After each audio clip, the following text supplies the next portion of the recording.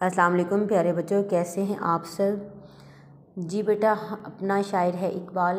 उम्मीद करती हूँ कि आप इसका जायज़ा कर चुके होंगे। आज हम करेंगे छलावा, सबक छलावा सफ़ा नंबर 92। ठीक है, इसकी आप पढ़ाई करेंगे खुद से। ठीक है, ये 3 सफ़ात पर मुश्तमिल है। माशाल्लाह आप पढ़ाई कर सकते हैं क्योंकि हम अखबार भी पढ़ते थे ना, तो आपको पढ़ाई करना तो आ चुकी है। तो पढ़ाई करने के बाद मैम ने बोर्ड पे आपके लिए इमला लिख दी हुई है, जो आप अपनी नोटबुक पे लिखेंगे। ठीक है जी बेटा, ये मैम आपके लिए इमला लिख दी हुई है, आपको दिखाई भी दे रही होगी। ठीक है, और नीचे मैम ने डायरी भी लिखी है, उर्दू जमात का काम याद करें। तो मैम एक दफ़ा आपको पढ़ा देती हैं। उन्वान है हमारा छलावा। ठीक है, आपने डेट एंड डे मेंशन करनी है, जिस दिन आप लिख रहे हैं वही डेट आप मेंशन करेंगे। ठीक है, इमला, कहानियाँ, खबत, इक्का दुक्का, नालायक, अमारतें, सुनसान, ढलती, घुंघरू, चरागा, पुरइसरार। और डायरी नीचे दी हुई है। और उम्मीद करती हूँ कि आप अच्छे से इस सबक को पढ़ेंगे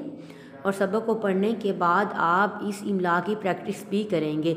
अब नोटबुक पे लिखने के बाद इसकी प्रैक्टिस भी करेंगे। बेटा घर में रहें, क्योंकि हमारी मजबूरी में घर में रह रहे हैं ना, तो आपने मजबूरी से फ़ायदा नहीं उठाना कि हम कौन सा स्कूल जा रहे हैं कि हम पढ़ें। लेकिन बेटा आपने तवज्जो से पढ़ना है घर में बैठ के, ये आप अपना ही फ़ायदा है। ठीक है, वालिदैन को तंग ना करें, जैसे वो कहीं उनकी बात माने।